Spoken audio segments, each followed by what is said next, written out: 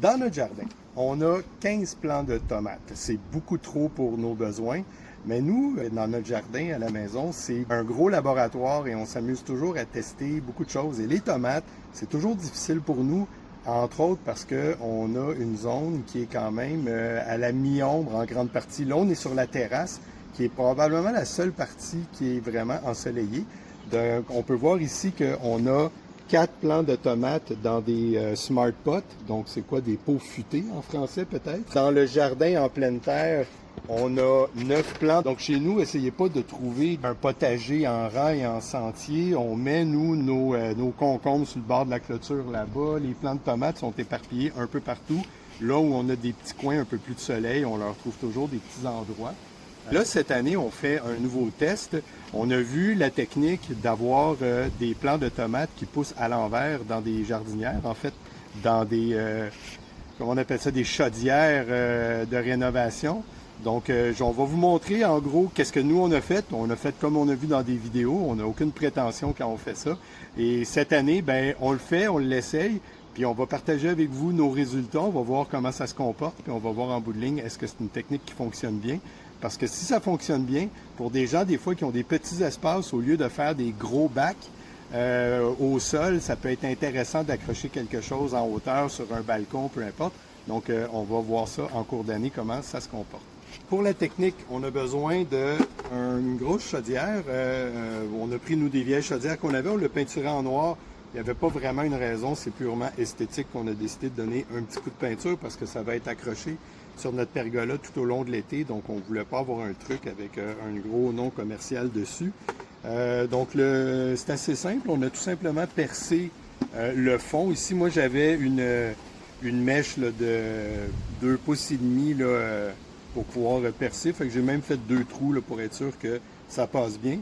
Je suis venu percer ici là, des petits trous tout le tour aussi pour l'évacuation de l'eau, environ un 7/8, parce qu'il faut comprendre que ça va être accroché comme ça. Le plant de tomate va sortir ici.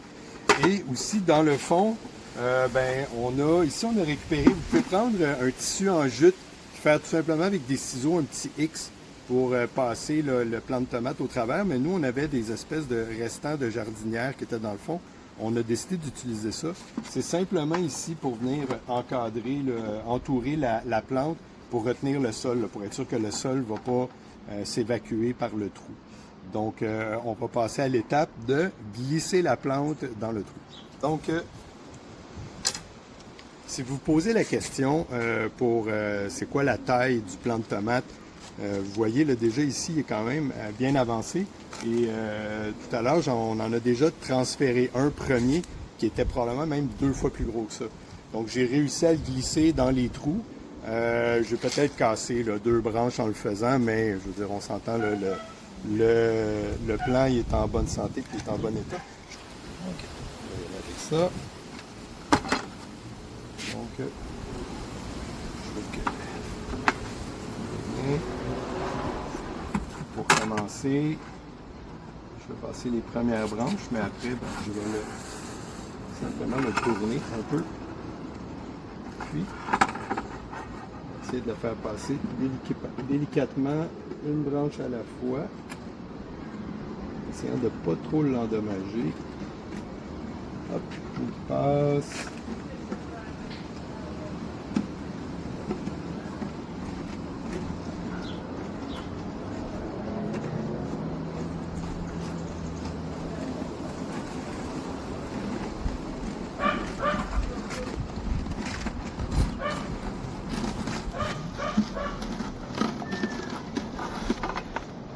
Et voilà.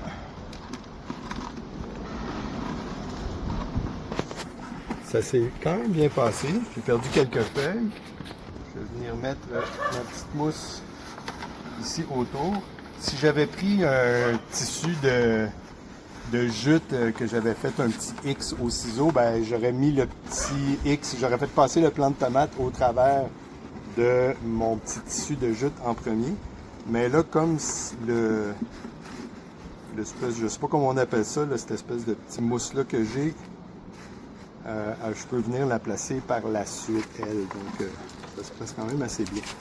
Et là, ce qu'on va faire, En fait, vous voyez, là, je suis un peu, ça ne travaille pas très bien. Ce que je vais faire, c'est que je vais venir l'accrocher déjà à la verticale, puis je vais travailler à la verticale sur mon pot, ça va aller beaucoup mieux. Mon plan sort par le pot. Maintenant, ben, il me reste tout simplement à remplir avec de la terre, puis Audrey tout à l'heure va venir planter une plante par-dessus. Donc ça va être intéressant, on va avoir une plante en haut, puis une plante en dessous. OK, donc moi je vais mettre sur le dessus une plante qui s'appelle la plante Vix, Plectranthus purpuratus. C'est une plante lamiacée africaine. C'est donc une vivace non rustique.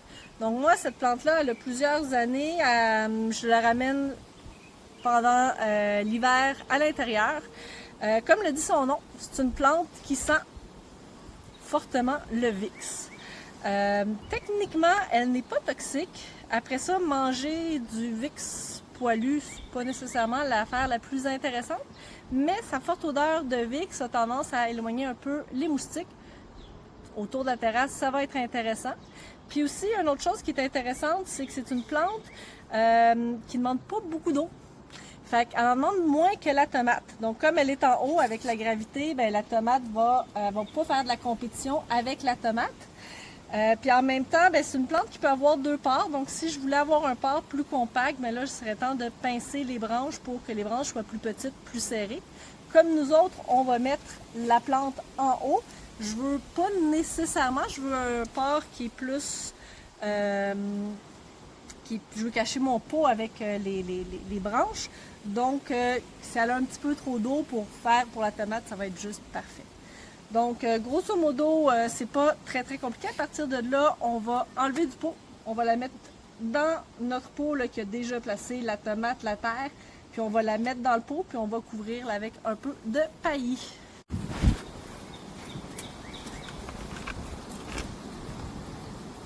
Maintenant, on va vouloir faire passer les branches pour qu'ils soient bien équilibrés de chaque côté. Donc, on va y aller délicatement. Pour pas abîmer. Pour accrocher notre jardinière sur notre pergola, on est allé se procurer simplement des petits mousquetons dans le petit magasin à 1$ le plus proche de chez vous. Vous n'avez pas besoin d'avoir un gros mousqueton d'escalade, là, c'est pas nécessaire. Ça va faire la job, mais ça va bien aller.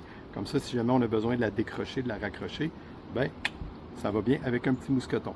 Donc, on a réussi à l'accrocher juste pour la petite expérience, la petite leçon qu'on vient d'apprendre, c'est que c'est lourd.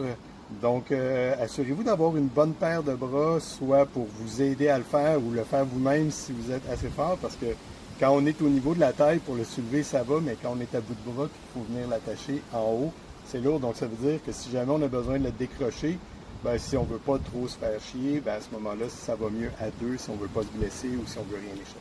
Autre petit conseil, suite à la leçon apprise, c'est que ça serait peut-être une bonne idée à ce moment-là de l'arroser après l'avoir accroché, donc le pot va être un peu moins lourd. Nous, on l'a arrosé avant, donc évidemment, on a soulevé en plus tout le poids de l'eau. Donc, c'était peut-être pas la meilleure des idées. On vient accrocher la deuxième. Effectivement, le fait d'avoir, je suis dans les lumières, le fait d'avoir de ne pas avoir arrosé tout de suite, on le sent déjà qu'elle est beaucoup plus légère à venir accrocher. Un petit peu. Ça se travaille beaucoup mieux. Et voilà. Donc là, je vais donner un petit coup d'eau. Donc, on a nos deux jardinières. Donc, on va regarder au cours de l'été comment ça évolue. Puis, si jamais on oublie de vous en parler, puis que vous voulez avoir des nouvelles de nos plants de tomates, bien, dans les commentaires, laissez-nous des petits messages, puis on va vous montrer comment ça évolue tout au long de l'été.